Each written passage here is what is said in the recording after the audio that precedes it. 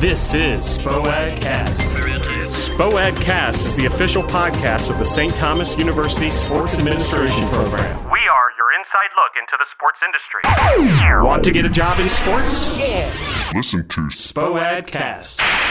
Welcome back to the Spo-Ad Cast. I'm your host alongside co-host and my future tax attorney, Mr. Jason Fowler. Jason, how are you? Good, man. What's up? Not much. Just flew in yesterday. Spent the weekend back home in Got some cold Madison, fall. Wisconsin. Actually, it was beautiful. About 60s, 70s. God, dude, it's just perfect kill fall for that weather right now. Yeah. Unfortunately, had to be in Madison to see the debacle take place out in Arizona. Yeah, that was interesting. But fortunately, I got to be in Madison to see my Packers lay a beat down on My Redskins. your Redskins. Yeah. But I felt bad for RG3. I really do. I feel bad for that whole team and organization in general. We look awful right now. I don't know. There's not like one particular thing that's wrong. I don't know. It's difficult to understand what is going wrong there. It just seems like everything is going wrong all at once. Well, you got RG3. We do. An unhealthy RG3, in my opinion. On a bum knee. It hurts to see him like that. Yeah, I'm not really sure if he's unhealthy or whether he's just not being played. Too scared to test it? Yeah, exactly. Or they're just not playing him in the way that they did last year, which I think is Probably bad. a combo of all three. Yeah, but either way, it doesn't spell victories for our team. So Right. Leading into NFL talk, you broke some news to me today about the new NFL settlement. Genius settlement. Genius. Wow. Genius. Go ahead and explain that. We mentioned last week on the show that the NFL had settled their concussion lawsuit with the former players. That's most of our listeners know that fact at this point. Yeah. So we can say that everybody knows about that lawsuit, but what people probably don't know about that lawsuit is the tax implications of the lawsuit. And in a rather genius move, definitely a genius move, we have a bunch of owners that have figured out that the best way to operate for this settlement is to have it to be a tax deduction. Tax deductions can be used by for-profit companies, which the NFL is not a for-profit company. It's technically a non-profit company. So, And because they can do it because it's a class action suit. right, Correct. class action lawsuit settlements, class action settlements are tax deductible. So if you have a settlement agreement that is done through a certified class, you can actually deduct that from your business expenses. So what the plan is right now is that the NFL is going to give the money that is owed on this settlement. They have to give half of the money in the first 3 years and the other half in the next 17. So how they're structuring this new deal is that they're going to pay, obviously they have to pay the first half in the first 3 years, and they're going to deduct that.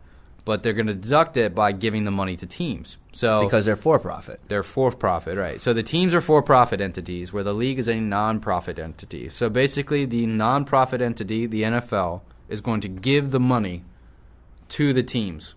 So that's $765 million, Million. I believe. That is going to be divvied up between the teams. Per team, right, per team. And those teams are able to write that off? Or is it the NFL that's able Now, to? Okay, the teams All are right. able to write that off as a deduction. So how it will work is that money will go to the teams, they will deduct it, and then they'll send it right back to the league. And you were So, explaining to me that they can, it's pretty because genius. they have Yeah. so long to pay it off, that they can kind of take some time to almost make money. Yeah, off of it. think of it this way: like when you don't, for those who don't really know how taxes deductions operate, you're basically taking your taxable income for the year and you're reducing it by that amount of money. So let's just say that the number is $30 million for each team. That's a random guess, but let's just say it's $30 million. Well, they get to deduct $30 million of income that they would have been taxed on. So the amount of money that they'll save by that will allow them to then invest that money, that amount of money that they would have been taxed on, into other things. So they could invest that money. And if they invest that money, let's say in a mutual fund, which they wouldn't do, but let's just say it was a mutual fund that had a 10% gain. Yeah. They're going to gain 10% of that back, per annum for 17 years until they have to pay it off. So a lot of these teams are in a position to actually gain from this lawsuit and not lose a dime. Also, another interesting tidbit about the settlement is that most people don't know, and I know ESPN isn't reporting this because they're not a real news organization, but they're not reporting about the lawsuit between the insurance company and the NFL, which is the big lawsuit, because this lawsuit is going to open up whether the NFL did know about concussions and whether they didn't disclose it to players, which never happened because this lawsuit was settled. Now, is that potentially opening up a big can of worms? Can't open up anything because when they settled, they waived their right to sue on those issues, and that is why the settlement is genius. It was genius from the NFL standpoint, from a tax standpoint. These people know what's going on, and in my eyes, the Players Association is an absolute joke. Yeah, what happened there? None of those attorneys, I got to imagine they got a team of attorneys there. They should have a team of attorneys. And not one of them was like, wait a minute, okay, we got a class action. Apparently none of them know about taxes. You know, it's really interesting because with the way that the world of attorneys work these days is that most people are specialized attorneys. They do not in a specific field. In one field. Right. Yeah, they're either a family law attorney that handles divorce, or a personal injury attorney and they handle people who are injured in car accidents. So chances are these guys for the NFLPA probably don't know about. There's a chance. Tax law. There's a chance that multiple attorneys that work for the PA Association have not taken even an introductory course on taxes. And that's possible. I mean, it's not a guarantee. Right. And it's not to say that they don't have business experience that could lend them to that knowledge. Of but course. When you don't know how the tax code operates, but this seems like damaging. Something so obvious. Like, I mean, yeah, it's kind of obvious. Not to it's pretty diminish what you're doing, but I mean, you're still in law school. Like you're not even a practicing attorney yet, and you know this. Yeah. I mean, you would think a practicing attorney with years of experience should know this. Should know. Maybe he had heard something about this somewhere along the line, but apparently, not. But that leads the $2 billion would have made no difference. The amount of money wouldn't have made a difference. NFL. Well, I mean, it would have made a difference because they're going to have to pay it off eventually. So, I mean, the money has to be there. Right. But the beauty of a deduction is that you get to keep your money for a time period and have the potential to make that money back. You know, you get the opportunity to invest properly, so you don't have to pay anything. So the amount of gains that you realize would pay off that debt without having to do anything. And the other amazing part about this deal is that in a lawsuit you're not allowed to bring in that somebody has insurance. It's a rule of evidence that you're not allowed to do that. And the reason for that is because people will favor, the poor injured person if they know that, or they won't favor them if they know they have insurance to cover it. So makes sense. Obviously the insurance issue wasn't an issue with the original lawsuit, but it's amazing that the NFL is going to get forgiven possibly 100% of this $765 million that they settled because they have insurance. So they may actually come back to zero, not have to pay anything, and they may make money coming back from the teams because all the owners can exchange money with the league. Even though they're for profit and nonprofit status, they can exchange money. As corporations, they can send without any tax implications whatsoever, and then they can basically avoid all of these tax issues and make money. I mean, who would think that when you get sued and you're supposed to pay $600-700 million that you're going to make money on it? Right. Well, I got to imagine that the guys at the NFLPA had the same reaction that I did when you told me. It's like, what? Possibly. If they didn't, and they didn't ask for more money for that reason, I would be shocked. I mean, had they known that and said, okay, we understand that this is how the game works, and then let's get a little more money out of this. Yeah, right. I feel like that's something that they use in negotiate. They should have used if they did not in negotiation tactics when they were there. If they don't know about it, shame on them. They should be disbarred, or you win, NFL, or sued for malpractice. NFLPA, you lose, and the funny thing is, if they did not know it, the attorneys didn't. That's bad. The players have a lawsuit against their own players association for misrepresentation. Oh. So I mean, it's amazing that a lawsuit can build 5 more lawsuits because of the way it's handled. So this is nowhere near. So hopefully they knew it. They used it to get the money that they did get. But if not, I'm done in a year and a half. If anybody, if the league wants to hire me if the players just want to hire me to sue their own players association, so I know what the tax implications will be. So it's pretty crazy. I couldn't believe it. It's kind of funny. Real quick, we just got handed this press release from off of ESPN. ESPN College Game Day is headed to Fargo, North Dakota. Where this weekend? I don't North Dakota. Yeah, I don't know where that's at. I don't even know where Fargo is. Is that the capital of that small state? Your guess is as good as mine. Isn't it Bismarck or I'm not even sure what the capital is. Do you remember that from 4th grade? You had to learn all the. We did have to. I don't remember. I want to say that was it, but it's not. Bismarck. I feel like Bismarck. Bismarck sounds right. It sounds like it's the capital, but Fargo is like. They made a movie off Fargo. Have you seen the movie? But it was from North Dakota or was it Indiana? I thought it was Indiana. Yeah, maybe. I don't know. Who would know? They're going to Fargo. Anyways, they're going to Fargo. Going to Fargo. Game Day will be previewing and, I guess, highlighting the North Dakota State versus Delaware State game. North Dakota State's ranked number 1 in the nation in FCS. FCS, yeah. And the AD is a graduate of our very own beloved St. Thomas. St. Thomas University. Mr. Gene Taylor. That's big news. That's big, yeah. They had a huge win over Oklahoma State just this last 2 weeks ago, I guess, that they won. Was it Oklahoma State or was it Kansas State? Kansas State. I think was it Eastern Washington? Yeah, it was another, sorry. Is that weekend when there's 6 FCS? Oklahoma State, sorry. Yeah. But even still, huge W for them. Yeah. And then not only that, but then to have Game Day show up, it's only the 3rd time in history that Game Day has gone to an FCS game to do coverage. It's pretty cool. Big news. So congratulations to Mr. Taylor, and definitely keep doing your thing. Go keep STU. St. Thomas on the map. Yeah, we're definitely we're plugged everywhere, I guess.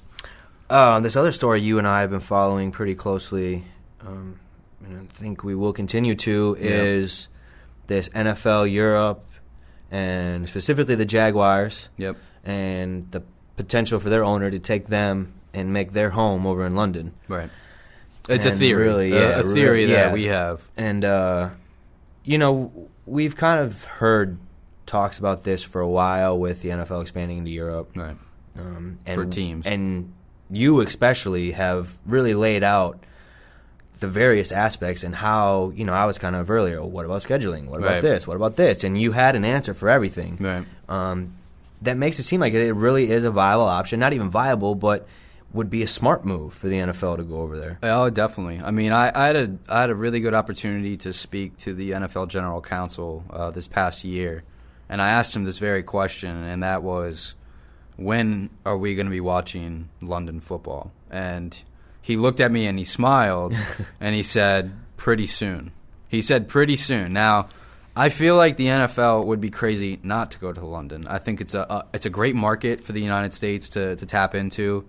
The TV rights deals will now become international rights deals. When you were telling me that now they have a station set up in Europe that's just for NFL, right? Yeah, they just London 4 is the new channel in London for NFL games, for coverage of Wembley's games. They have the rights to the Wembley games.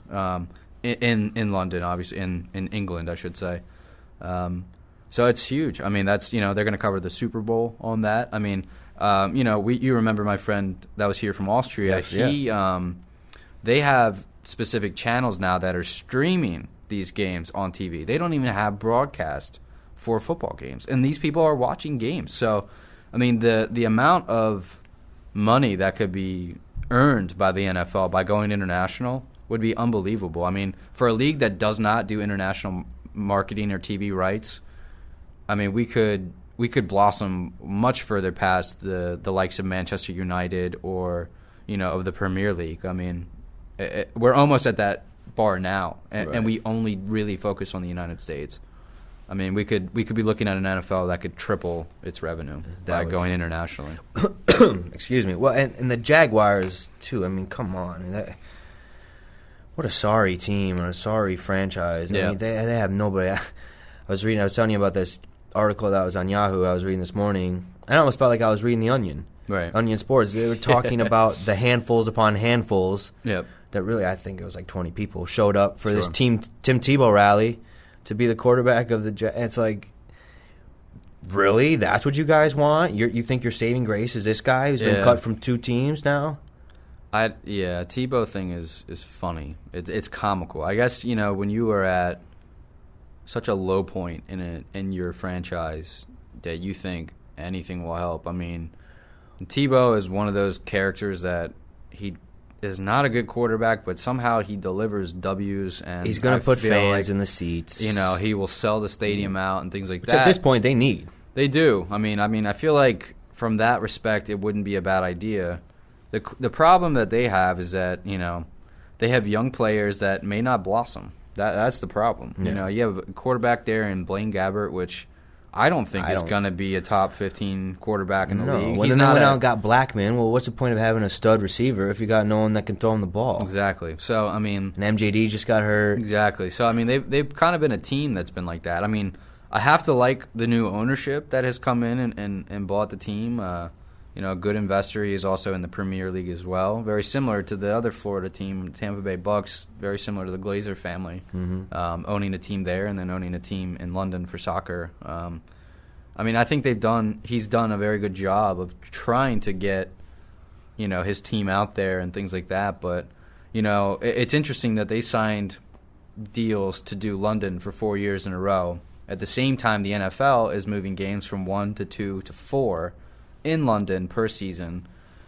all at the same time, and the Jaguars are in the middle of it. So, in my eyes, and they would be the team to go. Why have to travel back and forth when you could just be in one location and manage both of your teams? I mean, and people thought the same thing for the Buccaneers, because the Buccaneers were another team that were doing the London games. So to me, it's an interesting thought to see one of those teams could go. If one went, I think it would probably be Jacksonville. Yeah. Out of the two. But it's interesting. I don't know. I mean, like I said, you really laid it out. I mean, initially I was like, I don't know about this. Right. And then I was kind of, trying to figure it out. And, I mean, I'm convinced at this point, we need to expand into Europe. I mean, European soccer is expanding over to our country. It is. We need to. It is. Reciprocate, I think. I mean, you have teams. I mean, you're going to have new MLS teams that are going to be owned by English Premier League teams. And we would be crazy not to take the NFL over, because once we do this globalization of sports, one is going to dominate. And for the NFL and for the United States, it better be our business. Yeah. It better be the U.S., because we're not doing so hot right now economically. And having something like that do well internationally could help our bottom dollar here. So, that's something that we really need to do. For those who don't understand the conversation a little bit, we were talking more about scheduling and how the East and the West Coast games that occur. So, for instance, this last week, you had Russell Wilson's team come to Carolina to play Cam Newton and his squad. That's a 6-hour flight to go from the East to West Coast.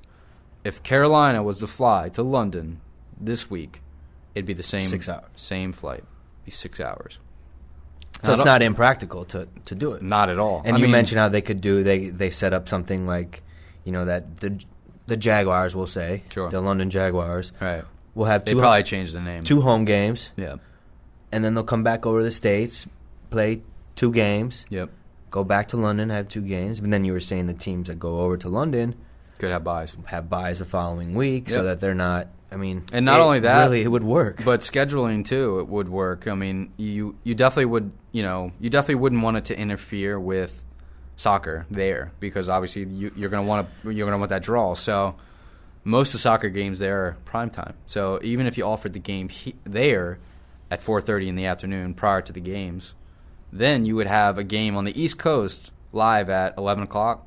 10:30, 11 o'clock, which is what they do on the West Coast, because the people on the West Coast wake up to Eastern time games at 1, and there it's 10:30. Right. So, yes, the people on the West Coast would have to get up at like 7 on the weekend for Bummer. games. Start your Sunday NFL day at 7 a.m. But for one game, I mean, some people would be apt to either skip the game or to catch the second half of the game or something like that. Just get their day where the started. East Coast would watch it as the West Coast watch our 1 o'clock game. So terms of timing, it would work out perfect. And then obviously, if you had games that were at 8:30 London time, they would be 2:30 games, or even if it was a 7:30 game, you'd have a 1 o'clock game on the East Coast. So that would blend in with all the other games that were going. So it would really be perfect. It would work, yeah. You'd have more logistic issues, obviously, transportation costs, things like that, but I don't think that would be any more than we kind of deal with now. I mean, it would obviously increase the bottom dollar a little bit, but I feel like the additional revenue that we would gain from international, TV rights and things of that nature would more than make up for it. Which I think would be cool. It would be a nice. It'll be interesting to see what happens in the NFL. And now we've gotten this. I hope they do. I want to go and do it. I want to go and work for whoever does it because I want to be there when they do something that big. Yeah. Because the possibilities there are endless. It's a new frontier. Right. Even though it's in the old which is rare world, in these days. There's not many new frontiers. Yeah. Speaking of new frontiers, MLS. Yes. They are set. We've talked about it in previous shows. They're set to expand from 20 to 24 teams. Will be the largest soccer league in the world. And I read a really interesting article about Orlando City Football Club. They are in the United Soccer League, I believe. It's third-tier soccer. There's MLS, then there's the NASL, NASL. I don't know what that is. Yeah, it's the third league. It's a pretty low. It's a lower league for sure, but their fan base has been unbelievable for a tiered league that's that low. They have over 8,000 people go to a game. Wow.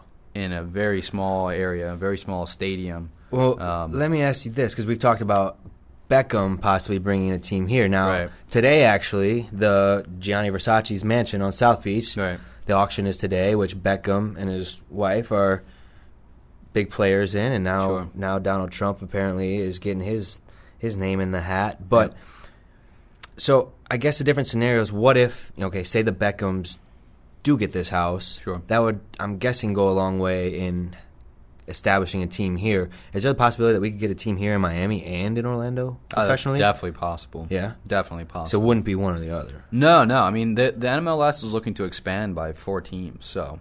But to put 2 in the same state? You could do it. I mean, they're so far away from each other. I mean, it's like the NFL. We have multiple NFL teams here. We have multiple basketball teams in here.